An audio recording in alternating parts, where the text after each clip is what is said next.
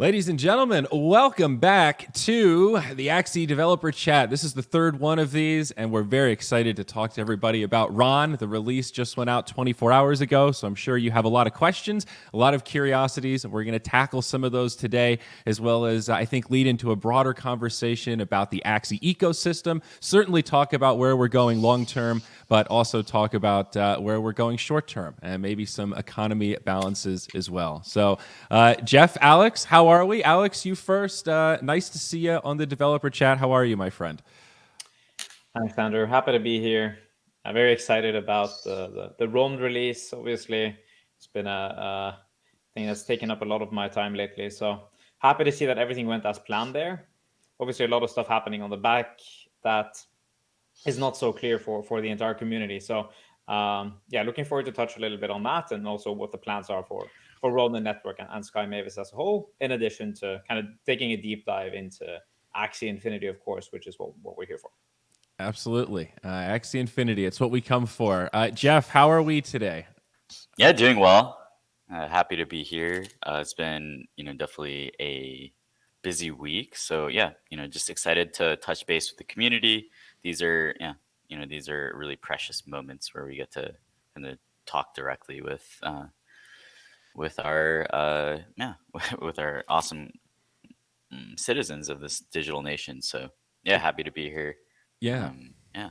And we certainly welcome everybody who's watching live on Twitch right now, and for those that are also going to catch this later on YouTube. I wanted to start at a really high level before we dive into the deep stuff and just remind people what Ronin is, why it's important, and maybe that'll lead into a nice discussion about the RON token itself, because it is a little complicated, right? And we do have a lot of new users, so I think it's important that people understand this stuff. Of course, Ronin is the side chain that allows Axie Infinity to happen. It's where all of our gameplay takes place right now, and it's this platform that's going to allow other games into our ecosystem in the future and also allow us to scale, right? It was very clear that Axie needed some sort of a scaling solution once gas fees on Ethereum got too high, and that's how Ronin was born, right? And that was the beginning of this journey, right, gentlemen?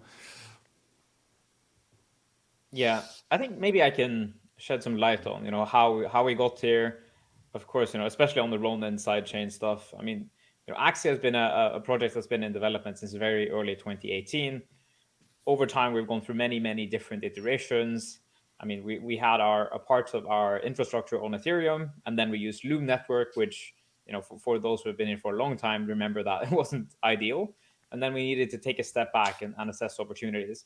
What it turned out is that, when we were mid-development, nobody really understood what the space was about. Like, it was very early for blockchain games. And frankly, I don't think we understood all of the implications either. But what we did understand is that the way to mainstream adoption means that we need to have a scalable blockchain that can handle many transactions, and that allows users to own their digital assets or Axies. So that's kind of how we ended up moving forward with the Ronin sidechain and building it ourselves, because we know the problems that we needed to solve, and at the time nobody else really did. Now, of course, the space is evolving. We see many different type of games coming in, and I think that's amazing. But I do also recommend caution. I mean, building these systems, as I'm sure we can all recognize, especially over the past couple of months, is certainly not an easy task. So for all of you guys who are here, definitely still very early in this blockchain journey. I mean, the systems are still not working 100% as they should. But still, we're very excited about the future. And I think Ronin Network is a big step on the way to actually fulfilling our end goal. Yeah. Everything has to go step by step. And in terms of scale, I do have a couple slides that I wanted to run over very quickly. The daily active addresses, I think this was last updated on January 11th, peaked over 1 million in November, and these days we're hovering around 300,000. But that is substantial traffic on this Ronin network. That's daily active addresses, sort of like the DAU, but for Ronin. And then we also have transactions of Ethereum versus Ronin, just to try to put into scale a little bit how many transactions are actually taking place on Ronin already. And I think from our perspective, it feels like we're just getting started in terms of bringing new users into the ecosystem, and still Axie being the only game on Ronin. I think this graph right here is very telling. Yeah, and actually, just to chime in here, I mean, Axie will of course have other games in its own ecosystem, and the Builders program is a good start of it, showing how we are looking at it. So even if it's still only the basically breeding that's on chain, we have so much off chain usage as well. Basically, whenever people are just playing these matches, right? So on average, each day, I think we are up to, maybe you have the latest numbers there. Jeff, are we up at still 2.6 million daily active players, or is it increased a little bit? We're right around 2.5 right now. So it's been Mhm. interesting, right? Like even with the recent volatility in crypto and the Axie economy, yeah, people are playing Axie. Everything is, in terms of the user numbers, everything is quite stable. So. That's great. And one of the other things I wanted to talk about is this shift from proof of authority to proof of stake, and maybe we could define those terms a little bit. Jeff, could you help us shed some light? It looks like we might have lost Alex, and oh, there he is. He's back. Good. But yeah, because we're proof of authority right now. What does that actually mean for the end user? So in order, right, like right now, in order to make Ronin easy to use, fast and cheap, there are certain trade-offs that need to be made. And so one of those trade-offs, right, is that, right, rather than having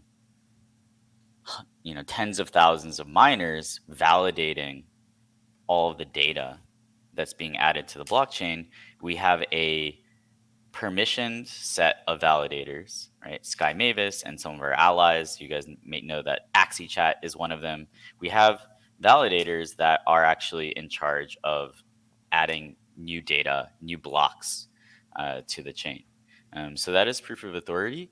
And basically, what we talk about in the light paper is that this proof of authority chain will be upgraded over time to become something like a proof of stake, where you're staking RON tokens through a validator. Those validators are earning rewards from, right, staking rewards, gas fees, as well as perhaps rewards from the Ronin treasury, and then sharing those rewards with everyone that's staking with that validator.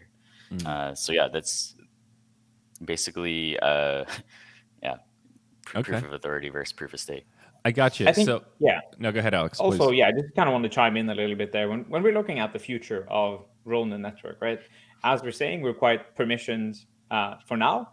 And the reason for that is actually very simple. Axie Infinity has several millions of users who want to use our blockchain.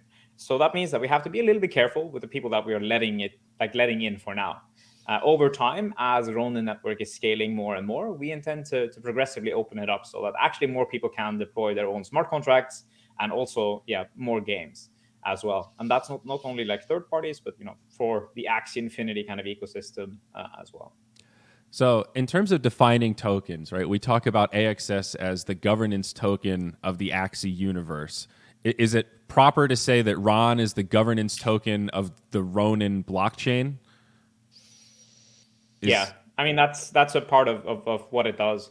Also, just kind of more on the general terms, when we're looking at why do blockchains actually make sense? Well, it actually is related to the tokens that power them.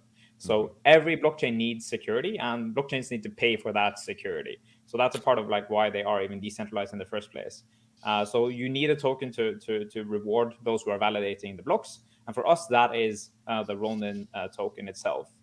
So that means that as more and more users are coming into the Ronin network and using it more and more, they will have to pay gas fees in the Ronin token as well. So that's a little bit of how we look at that. Okay.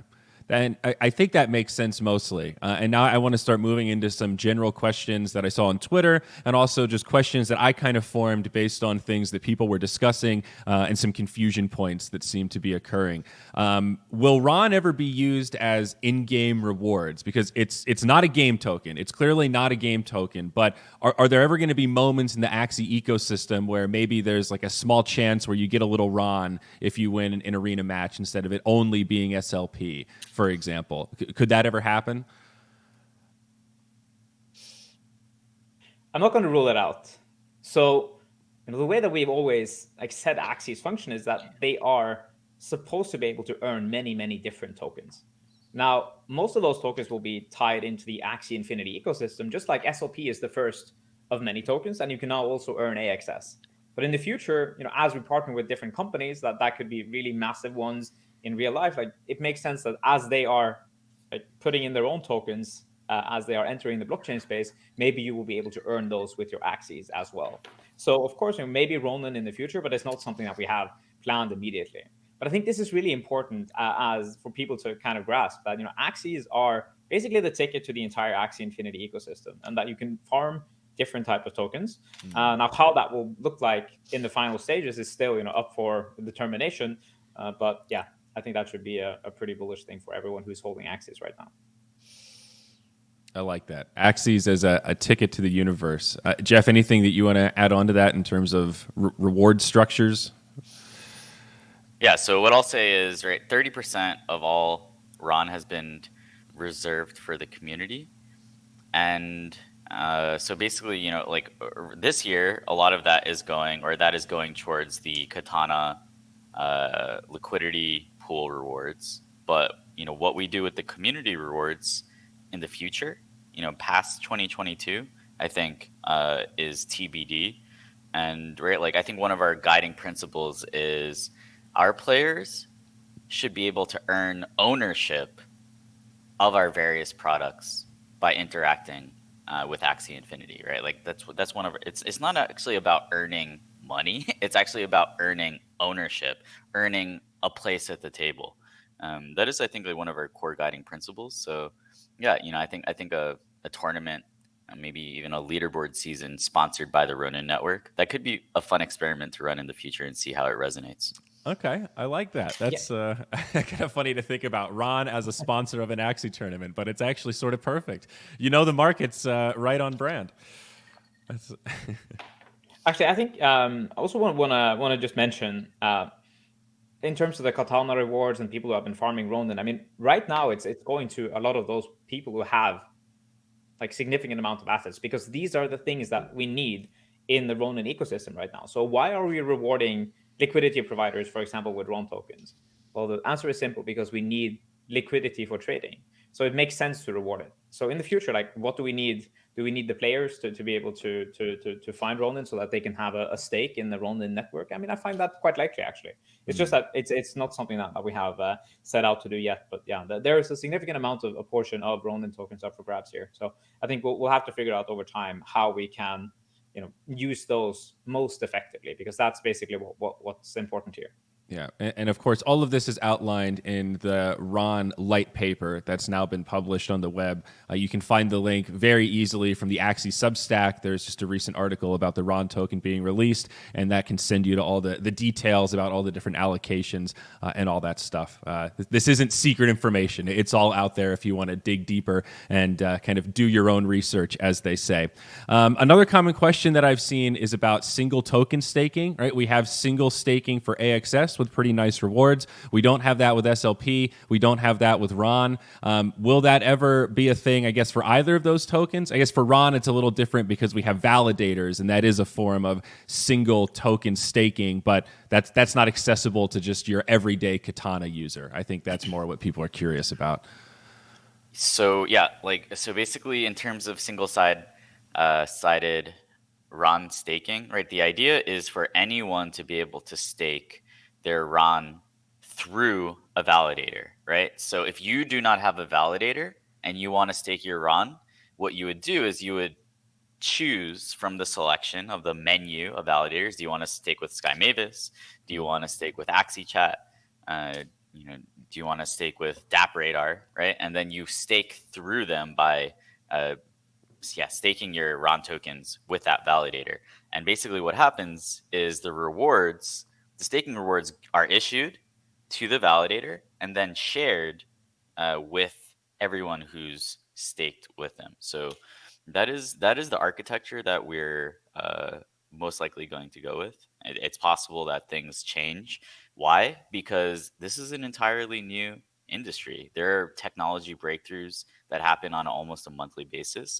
But right now, that looks like the most probabilistic architecture structure that we'll go with regarding the staking system. Okay. And about becoming a validator, how does someone go about that? Is it open for anyone to apply? Is it sort of for select community members? Will it become more open over time? And also, like, is there a limit on the amount of validators that we can have? Let's say we had hundreds of people that did want to sign up. Is that something that we could accommodate, or is there a point where it becomes too many? Yeah, I'll take this one because we get so many questions about different people who want to be validators, and actually I wish we could add them, but there are actually some technical limitations here. Our most important task is to make sure that this network runs flawlessly, and that means that we need to do this progressively, like over time, adding a few different validators. So what I can say is that we're preparing an announcement with some new validators that are joining us very shortly now that the Ronin token is live. And over time, we will be expanding the validator pool so that it potentially can reach in the hundreds. But over time, as we see that the technology evolves further, it's possible that Axie Infinity and the Ronin network will evolve into becoming like fully permissionless. But that's more of a long-term goal. And the reason why I'm saying it is because it's important for people to understand what we're maximizing for here. Like Axie Infinity has so many users that implementing very, very bleeding edge technology that might, when we're already doing that, but even more bleeding edge, is quite dangerous because we don't know how these systems actually work when they're being fully pressured. So in certain cases, for other blockchains, we might see that they are saying that they're fully scalable, that they can support millions of users, but when that really happens, they break down. And that's really not something that we want to happen with Ronin networks. That's really not why we built it in the first place. So I think that's really important for people to kind of understand. And maybe to piggyback off that a little bit, I think you've answered it some there, but this is a direct question that I've seen a few people pose. Why did we have to launch RON? Like, why couldn't we have used AXS or SLP in place of RON to handle gas on the network? Like, in theory, if SLP is the gas on the network, wouldn't that be a type of burn mechanism? Yeah, I think it's a fair question, but it wouldn't necessarily make sense in the long term for the Ronin network to use SLP as a kind of gas token. So Ronin network is a separate product. It needs its own token to sustain for like many years. I think that the time frames that we're looking for Ronin network is not in the couple of years, it's more in the decades. Like we think that this network and Axie Infinity will also be here for many years to come. So that means that each separate product should have its own token, and if and that they need their own sustainable systems to work. So for SLP, it's tied to breeding. Will it be more in the future? That's possible, but probably going to be tied to Axie Infinity as a whole. And when I'm saying that, I don't mean that it's going to be the main currency or anything like that, but it's going to be like in Axie Infinity related type of games at least. Gotcha. Jeff, anything you want to add on to that, or should we just move on here? So yeah, I mean, it's right. Like in terms of the Ronin network is going to be the home for the next generation of amazing gaming, NFT gaming experiences, right? So it needs to be distinct, right? Also because of right, how do we attract the best and the brightest game developers, right? Like they don't want to only just be right, like an add-on to the Axie Infinity ecosystem. They want to be distinct and to create their own path, their own destiny. So that's why, right, like the Ronin token also helps just like create some separation between the two communities, while also creating a lot of alignment. Gotcha. I think last thing I'll say, like on the Ronin token here, there are questions related to like the free transaction and like why isn't Ronin being burned. What I will say is that right now we might have taken a little bit off in terms of providing too many free transactions for Axie owners. It's not going to be like that forever. Like we are going to be making tweaks to that system so that people will actually have to pay for transactions, of course. Yeah, it's a phase-in kind of a thing. I think is really the key part there. I mean, if we like, the thing is, we couldn't set the free transactions to 0 immediately because it wouldn't even be possible for people to get RON. So that's why they Right. had like 20 free. rather than 100 free. So yeah, you need some time to let it circulate, or at the very least, do some transactions on Katana, swap some tokens around so that you can get yourself some Ron. Yeah, that makes perfect sense. But to be clear, maybe even a more simplistic question: is there Ron that's burned after each transaction when it's used? Is it like is it EIP 1559 on Ethereum, where is Ron deflationary in that regard? I hope I'm using the right big words here to ask that question. EIP 1559 has not been implemented on Ronin right now, but it's something that we'll take a look at. Right. The interesting thing is actually, for example, the Ronin network actually owns Katana. Right. Well, this is actually the first time that you have an example of protocol owned DEX. So there are some also unique features to the Ronin network. Right. Imagine if Ethereum owned Uniswap. Right, that would be a new source of value creation for the protocol. So, it's we're not going to necessarily do everything exactly like Ethereum, but yeah, EIP 1559 was definitely a very popular upgrade. It actually happened after we deployed Ronin, so we'll look into it. Right, there's always a trade-off between growth and value accrual and sustainability, right? So far, we've had to grow to survive, to become relevant, for people to learn about this movement. And so a lot of our developer resources have gone towards things that just facilitate growth. Over the coming years, right? And over the coming months, weeks, right? It's also important to sprinkle in and also focus on things that add sustainability and value accrual. So it's a balancing act, right? It's a huge question, right? And there are always trade-offs for everything, and it's not so simple. So yeah, absolutely. I think trade-offs is the perfect way to frame it. So one of the specific things I wanted to just clarify, because I saw this question again regarding free transactions. Scholars often have the account that they play on, right? That's the one with the Axies. So that account would have free transactions. But then they cash out their SLP to their own Ronin account, which often doesn't have any assets. So if you're a scholar in that situation, you're going to want to get at least 1 or 2 Ron or something and load up your account so that you're going to be fine to have plenty of transactions moving forward. Because eventually that account will not have free transactions anymore if it doesn't have any Axies on it. Like if you're just a scholar that hasn't bought an Axie yet, for example. Do I have that right? Yeah, that's correct. I mean, we have an app for that. It sounds like a little bit of a meme, but we have an app for that. It's called Scatter. So if you go to scatter.roninchain.com, or ask your manager to do that, and then he can send. I suggest that all managers send a small amount of Ron tokens to all of their scholarship accounts by using Scatter, because that's basically what it's designed for, so that these scholars can actually that they can transact. And actually, that's also helping the Ronin network. When scholars are transacting on the network, they are giving something back by burning or by spending Ron. And I think that's actually something that I really want to touch on also in this dev chat. But it's more related to related to Axie and the sustainability of the system with SLP, and who is adding actually value to the Axie Infinity ecosystem. So Andrew, where are we exactly? Or is it time, or are we waiting a little bit? Still on Ronin. No, I think we can move on to a broader conversation about economy.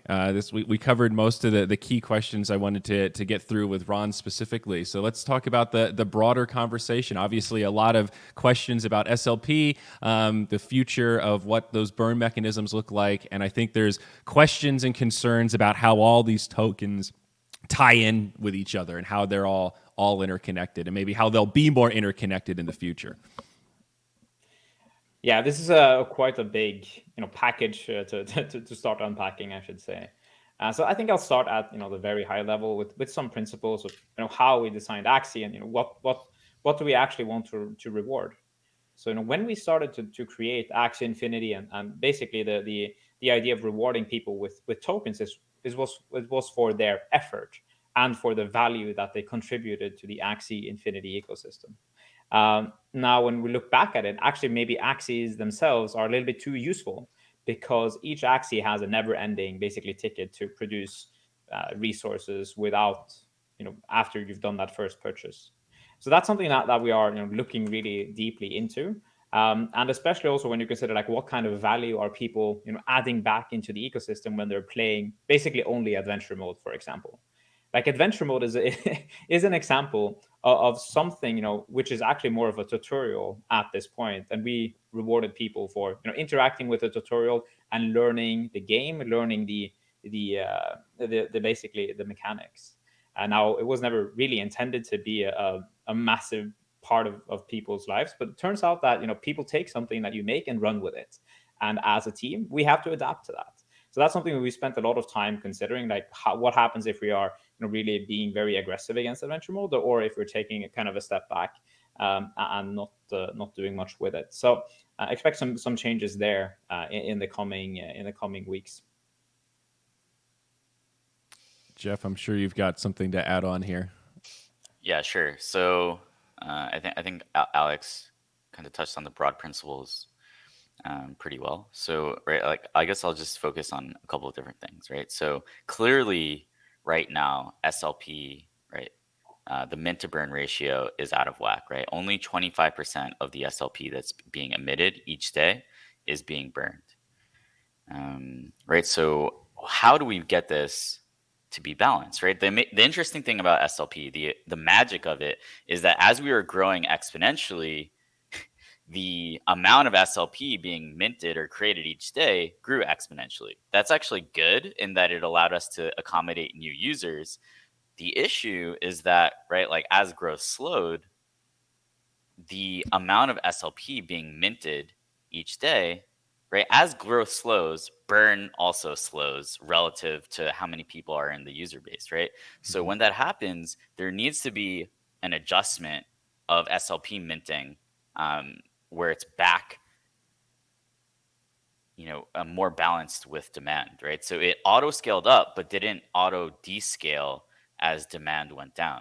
So right now, there are a lot of people, I think the community understands that a majority of the SLP that's being minted is being done for kind of monotonous, unskilled activities within the ecosystem, right? A lot of it is coming from adventure mode and it's coming from the daily quests. So, right, like as we wait for more burn mechanisms, right, like cosmetics, Axie upgrading, there are actually a lot of different options. As we wait for these additional sources of burn to come, right, we have to look at how do we basically reduce issuance to get it more in line with where demand actually is.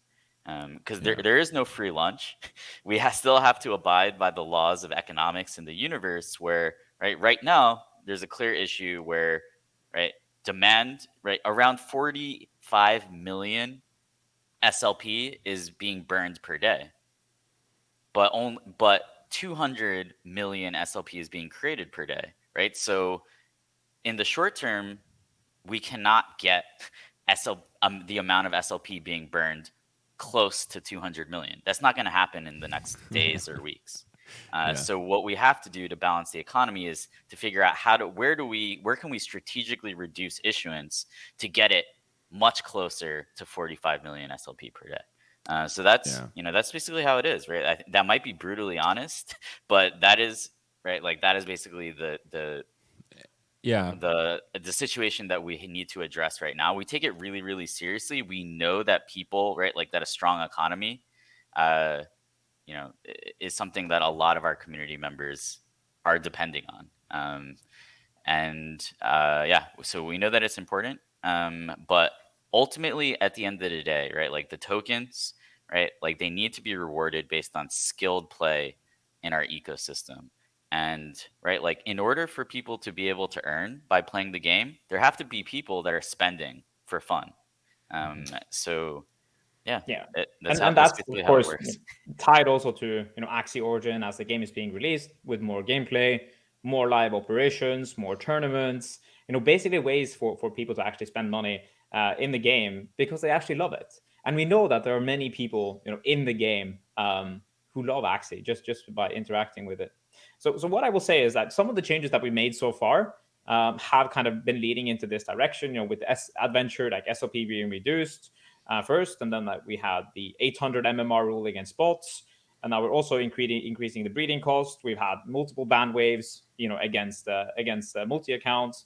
We've been sanctioning marketplace bots, and we're also doing changes to MMR resets in the off seasons, and having that SLP and an ETH pool that's incentivized for Ron. So I think on our end we are working hard to ensure that the economy in Axie Infinity remains or stays healthy, hopefully over time. And I think the fact is like this is still experimental. Like, Right. I think we all have to kind of realize that we are trying our best, and I think we'll see how some of these systems turns out. Of course, we have heavy data backing up some of our whenever we're changing something, and I think that's also important to like talk a little bit how our company operates. It's not like I can just go in and say to the team, tomorrow we're gonna triple adventure mode rewards, we're gonna turn everything into only SLP. Like that's really, and then everyone would do it. And the same goes for anyone in the founding team.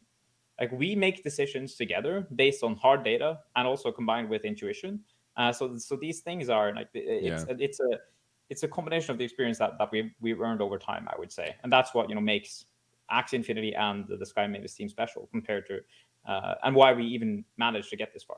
And some things are like I like the sort of live experiment comparison because some things are hard to predict. And one of those things is we know that Origin will drive a lot of demand for breeding, and that will burn a lot of SLP. And one of the things that Jiho has said in the past is like, well, we do need to stockpile some SLP. When this event happens, if there's not enough SLP, then there's a squeeze on the supply, and then all of a sudden things start to moon, and you have this little bubble. And I think there's a lot of truth to that. But it's also hard to know like how much is enough SLP.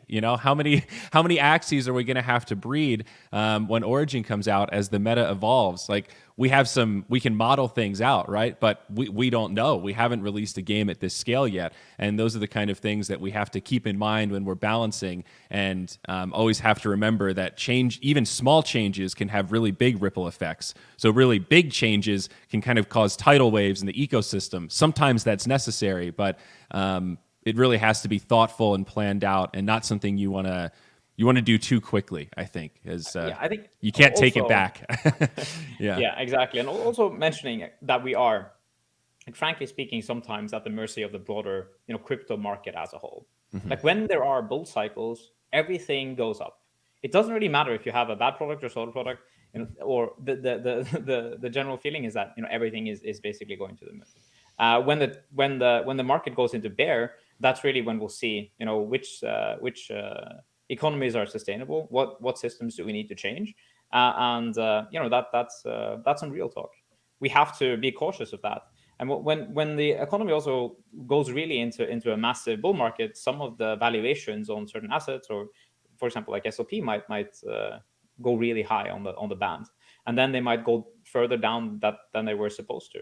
I think if you look historically at, for example, assets like Bitcoin, Ethereum, like some of them, sometimes in bear markets, that they've gone down significantly, only then to recover.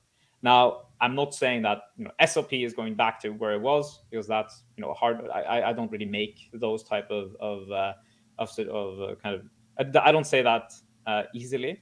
But what I will say is that the price is fluctuating, and that's just something that we have to be aware of when we're in the space, and that goes for everyone who is operating, no matter if you're player, scholar, manager, even over the Sky Mavis team.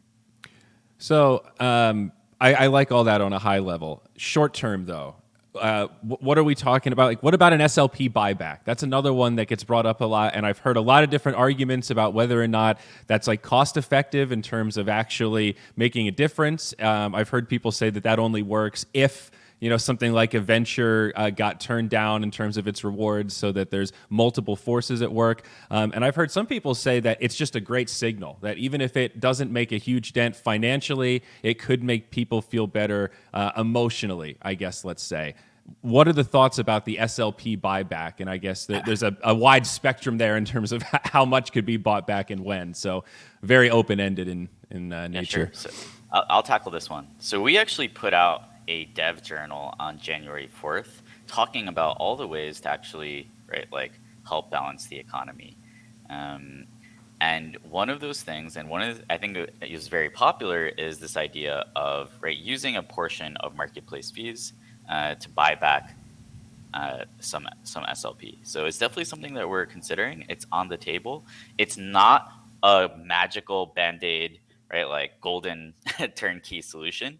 There actually is no silver bullet, but like different adjustments, right? For example, scaling down, rewards for non-skilled behavior, right?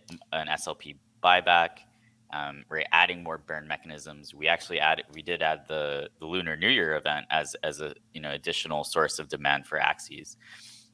Right, all of these things, when combined, can help turn the tide and balance the economy. But none of them in isolation, right, can really act as a magical solution. So, it's definitely something that's possible. The real answer is to keep building. Like that's the only silver bullet, that is in existence, no matter what you are doing in this space. Just keep building, and over time, if you are right in your assumptions, things will improve over time. But yeah. Yeah. All right. So a hard and direct question, but one that I saw copied and pasted over and over. Are we going to make it until Origin? Like a lot of people are asking themselves that hard question right now. I believe in Axie long term, but is the economy going to survive short term until Origin comes out? What can we say to those people to hopefully give them a little more confidence?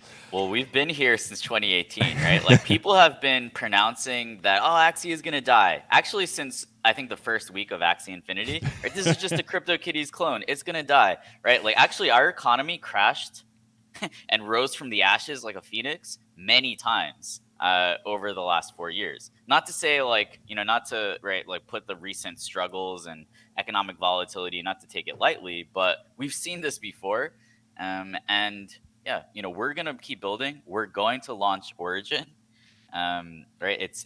I think we've given guidance that we plan on rolling it out, through a soft launch over the next couple of months.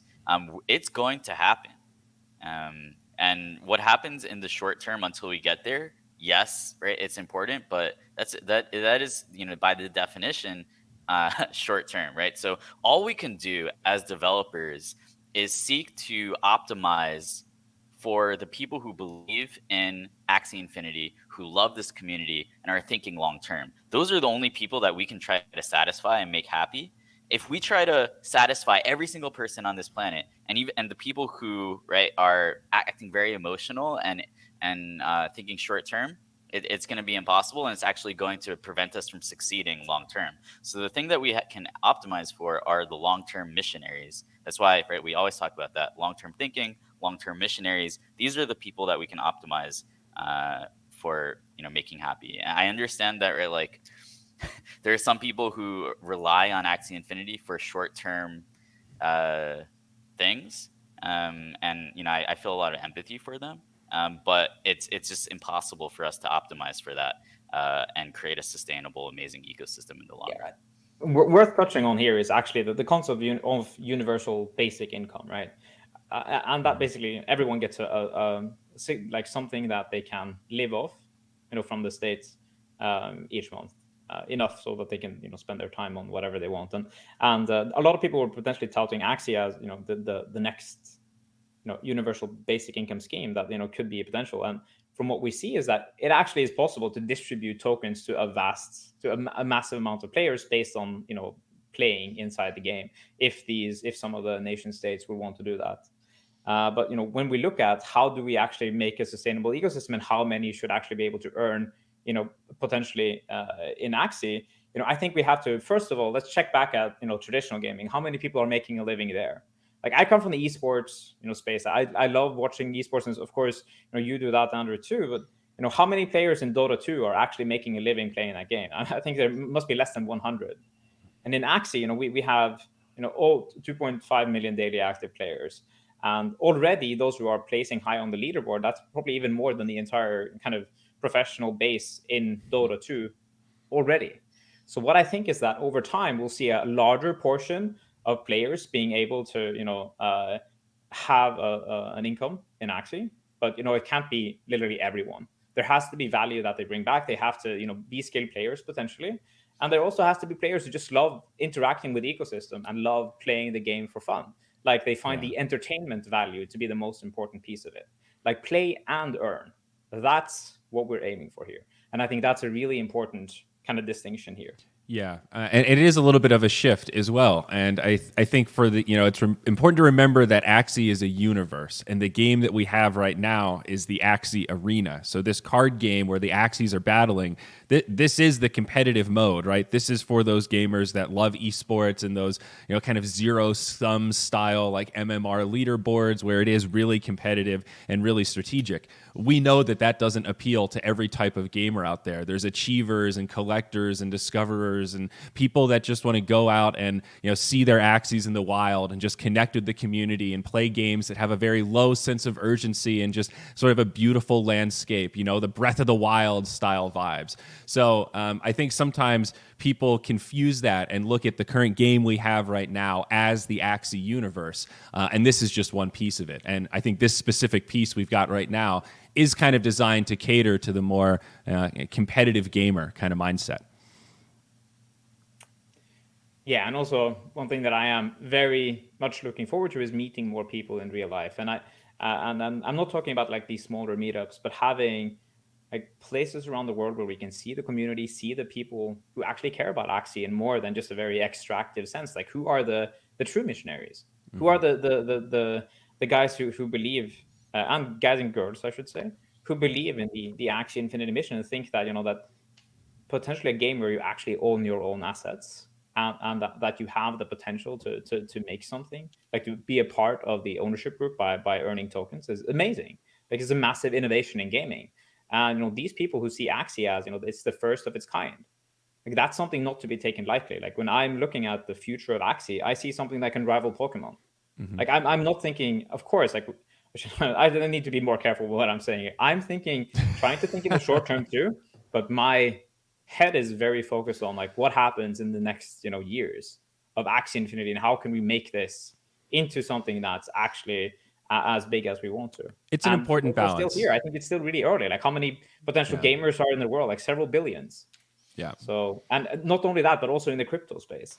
So it's still really early days here. And try to zoom out, even though I know it's hard. And I'm saying that being empathetic to those who have never been involved in a crypto bear market, that's something that I can relate very heavily to. I mean, we're all newbies once, and it's hard to reconcile when the market is suddenly down 50%. Mm-hmm.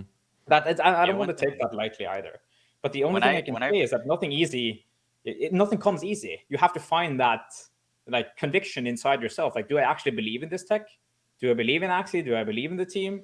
Is this something that I want to be a part of or not? The bear market really makes you some real talk here. Look at your NFTs that way. Did I buy this because I actually really like it, or did I buy it because I thought its value might go up, and now I'm really sad that it didn't? And I'm having some of that reflection with some of my NFTs. Some I very much like. Others I'm having that moment of clarity. But sorry, you were going to say, Jeff. I think if we believe that Web3 crypto is going to change the world, if we believe that NFTs are going to change gaming, then there's so much value in learning, right? Like downloading a wallet, learning how to actually use these applications, like really using them, right? Not just like buying some coin on an exchange, on a centralized exchange, but actually, right, downloading a wallet, sending tokens on chain, right, performing all these actions, buying NFTs, trading them, right? You're actually getting a glimpse of the future. You're learning about how the internet will be disrupted way before most of the rest of the world. And there's actually immense value in that. It's like being a user of the internet in 1980. So I think also like there's a reason that actually they're called scholars. When we created the term scholar, it had nothing to do with, right, like the current model, like sharing SLP, what have you, right? It was called a scholar because by playing Axie Infinity, you're learning about the blockchain. Axie is actually a school in many ways where you're learning really important life skills. Of course, these life skills are only going to be important if we believe that blockchain is going to change the world. For us, that is a given. We believe 100% in that future. I also want to say, right, like take the learning, the education that you're getting from this ecosystem really seriously, because especially during bear markets, that is where a lot of the value is going to come from. Mm-hmm. And a lot of those guys, I think sometimes it's easy to look at the people in the Axie space or generally in life that people have a lot of assets, and you're like, oh well, why isn't that me? In reality, a lot of the value is being created in bear markets when most people don't understand or don't even have the will or tenacity to stay focused on one thing. And in this life, like in this world that we live, there's so much like short-term things that happen. I mean, you can go on TikTok, you get pounded by a million messages all the time. I mean, it's something about thinking long term here. And I know you guys, maybe get a little bit tired of us saying that, but honestly, that's how I feel, and I think that's the general statements from the team.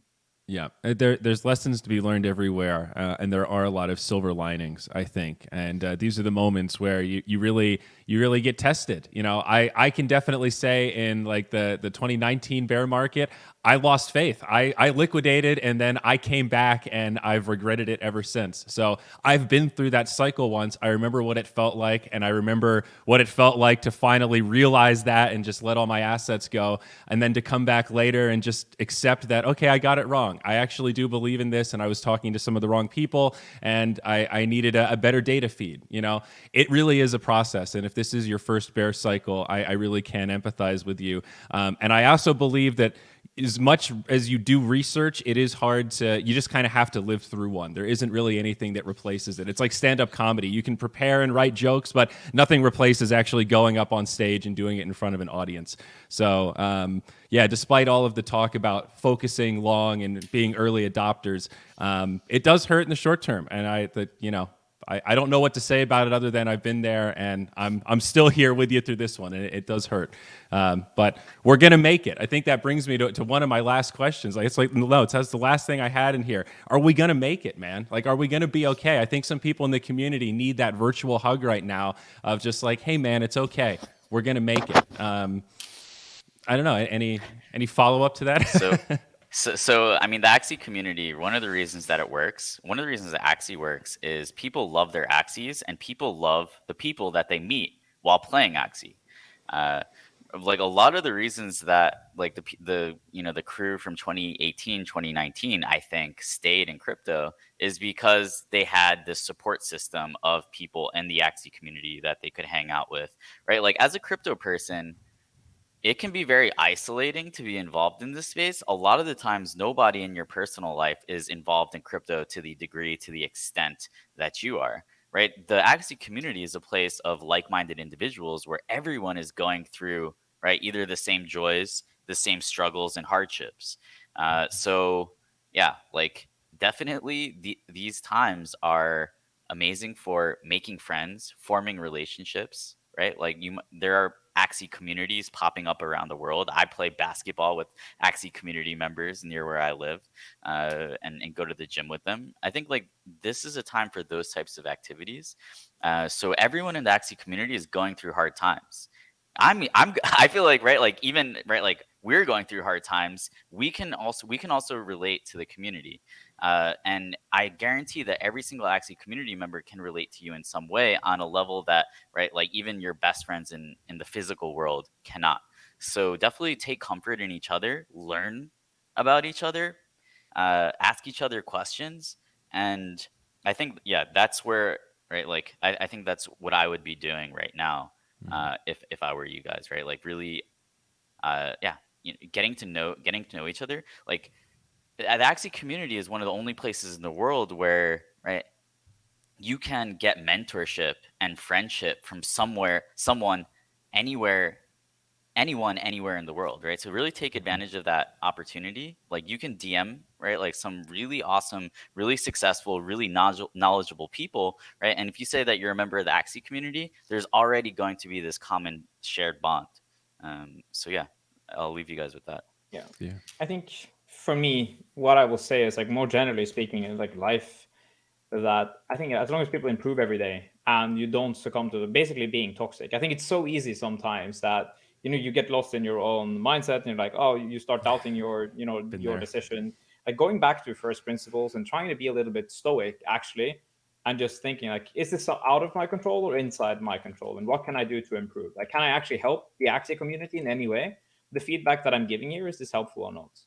I think that's really important. And if you actually want to make it, try to think about these things in a like a more stoic way, quite simply, and also kind of iterating on what Jeff said. I mean, actually, it's a lonely journey to be in crypto, and I think in Axie, a lot of people are going to be trash talking your life choices. Even like, why are you playing like a crypto game called Axie with like digital pets? And like, they are also saying like the entire crypto space is an entire scam, right? Like, actually, we're on the same team here. What are we trying to achieve? Like, we're trying to get people to understand that owning your digital assets, being able to earn something, potentially like getting something back when you're playing in the game, is important for people in life. And I think that's generally what I would focus on. Like, try to learn more about that. Why is this important? Why did I get attracted in the first place? And if it's only for the money, probably you should dig a little bit deeper and see, if this is the right place for you.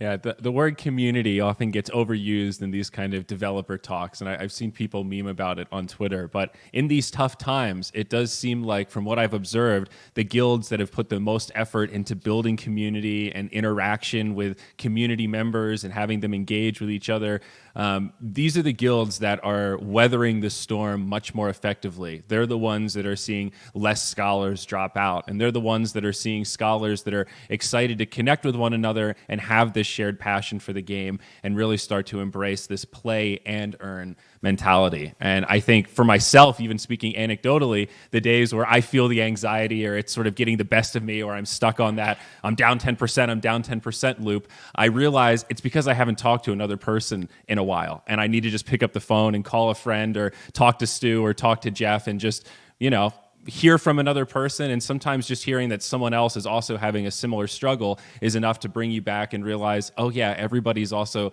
dealing with this.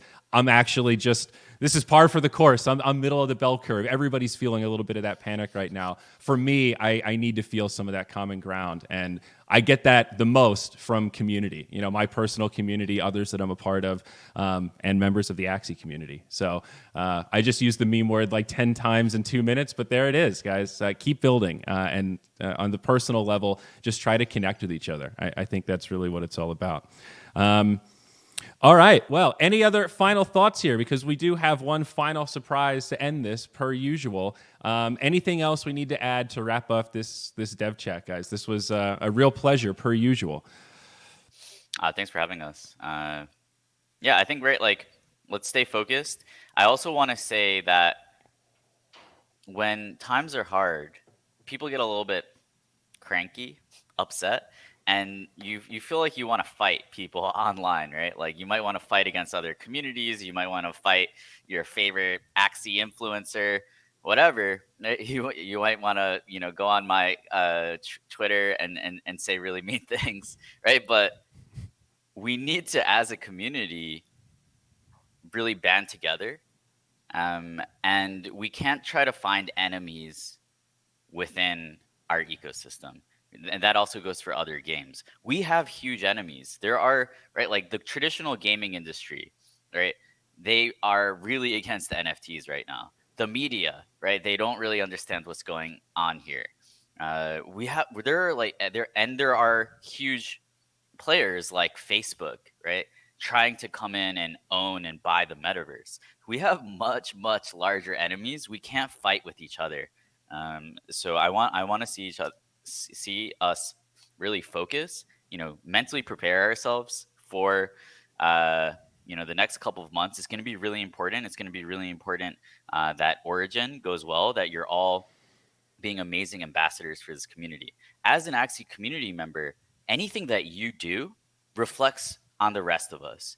So when you do horrible things or say toxic things, you're actually bringing the entire ecosystem down, and you're actually hurting yourself, right? If you're complaining in a toxic way, then you're actually making the situation worse rather than being part of the solution. Yeah, and sometimes when I read some comments, it makes me like think: is this guy actually an Axie player, or is there some enemy who's trying to like make other people think that, you know, the sky is falling here? I think that's also worth considering. Like, we operate in the crypto space. I said this the last time too, but there are actually like outside influences who would benefit from Axie failing. So that's something that's like worth considering. Yeah, absolutely. There are definitely some bot accounts out there. That's fair to say. All right. Well, thank you very much, gentlemen. Some really great insight and very exciting times ahead, per usual. To wrap up this dev chat, though, we're going to leave you with one final slide. Ladies and gentlemen, this is a kitchen.